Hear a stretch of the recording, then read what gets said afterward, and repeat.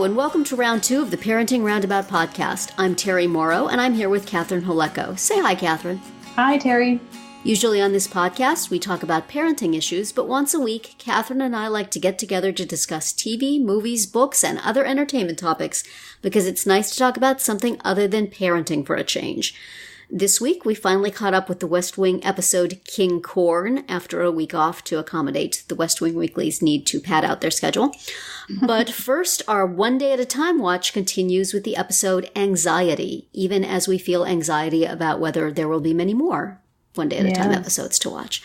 So I liked this episode very much, even though it was like a very special episode on anxiety. I mean, it could have been, a special somewhere, nonfiction special about what it's like. It was just very, very focused on helping people to understand this particular difficulty that people have.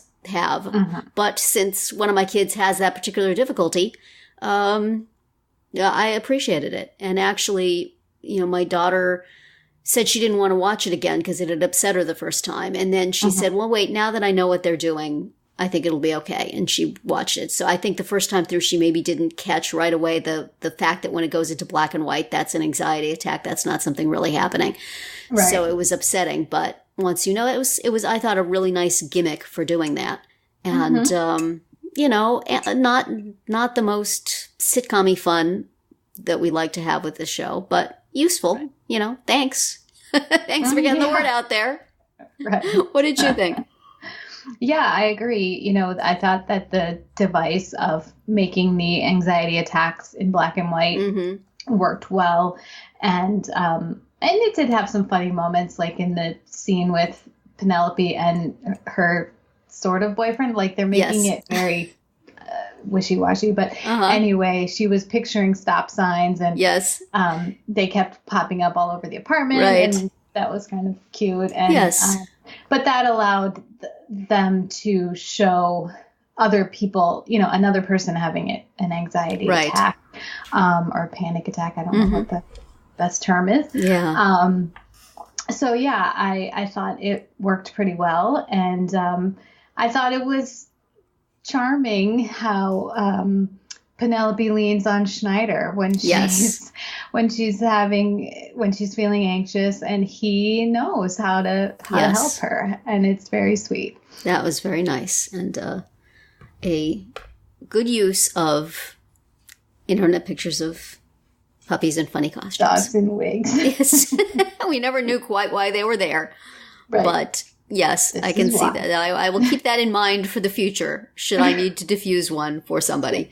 But that was, not that much really to say about it, because it doesn't continue any plots. It doesn't flow from anything particularly specific into something else. It was just completely focused on this topic. And you get the support group that Penelope is in, and it's a little wisecracky for a support group, but those actors are so good. Yes, who are in it. I mean, like Judy Reyes and Mackenzie Phillips. Like, it's just It's a treat to see. Yes, it was fun to have them sort of for a whole episode as like the Greek chorus, and and always nice to see Mackenzie Phillips in there, bringing it back to the old school one day at a time. So that was an unusual episode for this show, I think, just because it was so focused on one thing. And the episode we watched of The West Wing was certainly an unusual episode of The West Wing in that everything about it was, it was all in 100% on the campaign trail. You saw Toby on a TV set was about it for about a couple of seconds. And it was the whole style of the cinematography I thought was different. It had a real documentary sort of feel. That, somebody were throwing in with the campaigns, and we're going around and all the hustle and the bustle and the chaos and the this and the that. It was just, dropping in on conversations in a documentary kind of way, I thought. It could easily, as they said on the West Wing Weekly podcast also, it could have been the first episode of a spinoff. Very, very easily. Which it sort of was, because it's a spinoff that coexisted with the mothership for, 2 years, but it's really... not a lot of back and forth. So, but I really liked it. I was very, very happy to see Patricia Richardson finally come along as Vinnick's campaign manager. I enjoyed her the first time around. And Stephen Root. Yes, and Stephen Root, yes.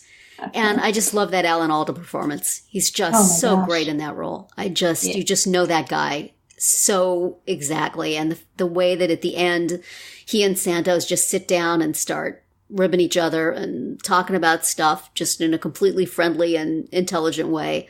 A lot of wish fulfillment fantasy, but still really nice. And a really nice ending to that whole thing.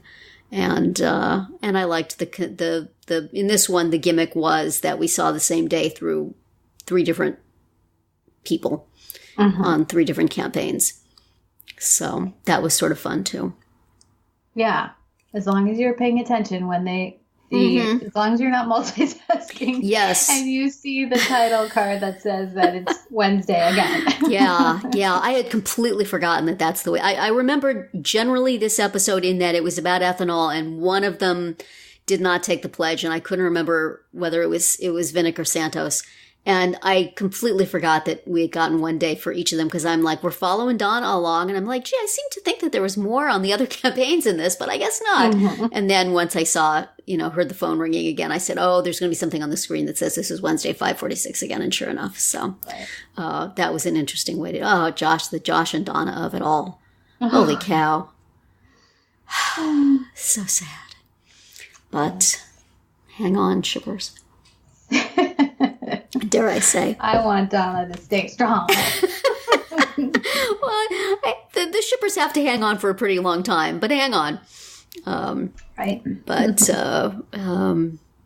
yeah. And, Josh, we're still in subpar Josh mode because what the heck? He doesn't seem to have a plan.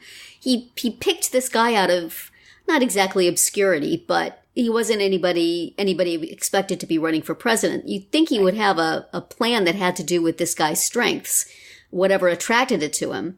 And yet he seems to be just doing the, put your foot in these steps that everybody else is following and don't you dare stray. It doesn't make sense. I expect Josh to be more clever than that. So come on, man. Right. We're not buying your 9-point plan. Right Get it now. together before Helen says to Matt, you know what, forget this. You're going home. This guy. We're done. She's pretty close. She's going to give you the Abby Bartlett treatment in about an episode or 2. So you got to be ready for it. You got to have something to volley back. Right. Yeah. So I'm a little disappointed with him. I didn't remember him being this off his game this far in. But, somewhere along the line, something's going to click. He's going to make some call, and then it's going to turn everything around. But I'm not sure when that happens, and he should hurry up. And I guess we don't hope for a Vinnick Santos ticket. No, although wouldn't that be cool? Wouldn't that be nice? But I think that we can probably pretty much see from this point, based on who has their name in the opening credits, who the... Right. Who is eventually going to get the nominations, Gary Cole keeps looking at that opening credits and going, am I there? Am I there? Am I still there?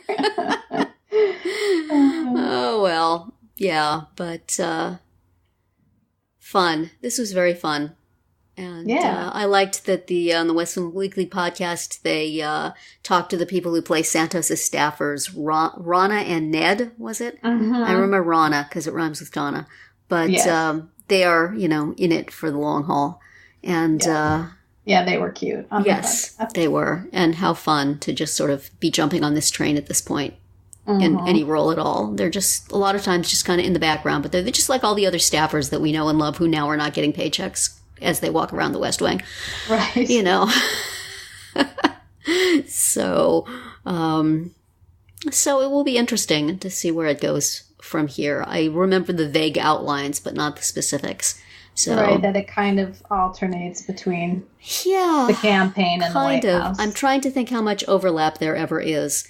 Because you can't, at least at this point, you can't really do too much because they're not, and that whole Turkey thing that they were talking about on the Westland Weekly podcast was very interesting because it totally sounded like Turkey was executing her. It didn't sound like somebody in Turkey was doing it and Turkey was just saying... No, I kind of didn't buy the guest they had on who said, like, No, it was she tried to backpedal it, but I didn't really believe her. Yeah. I mean, I believe that she didn't try to start an international incident. Yeah, I think she Turkey, just didn't think. But like, it really sounded like it was a government endorsed It thing, did, didn't it? And that they screwed up. I mean, I think that they could have made the case for it with a couple of extra lines of dialogue that somebody in Turkey had done this and Turkey wanted to deal with it, didn't want the U.S. coming in, but that is not what it was. Mm-hmm.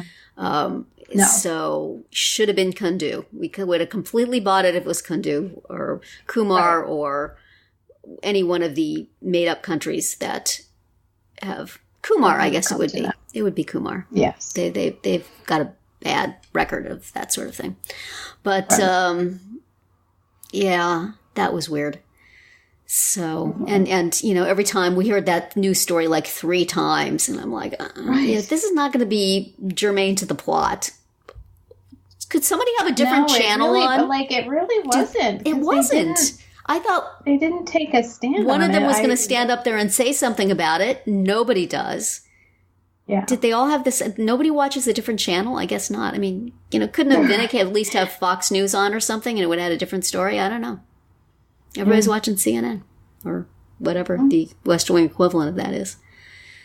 I guess just one of those little things to reinforce to us that this was the same day. Yeah. Little gimmicks. Mm-hmm. Okay. Well, those were 2 good episodes in their own, different from the norm, but good. And next week we will watch a One Day at a Time's 10th episode of its 3rd and hopefully not last season, The Man, and West Wing's The Wake Up Call, which I believe brings us back to the actual West Wing. Yes. So we will from the one-line Wikipedia summary. It does. I don't know if anybody talks to Josh on a cell phone and we only hear their side of the conversation, or whether it's just completely. Maybe we see his face on a TV for like a minute and a half, like we saw Toby's. But that is going to be it for our round 2 today. Please subscribe to our Parenting Roundabout podcast so you won't miss any of our episodes. We have something new for you every weekday. As always, you can find recaps, links, and an opportunity to comment on our website at parentingroundabout.com. Goodbye, Catherine. Hi, Terry. Goodbye, everybody.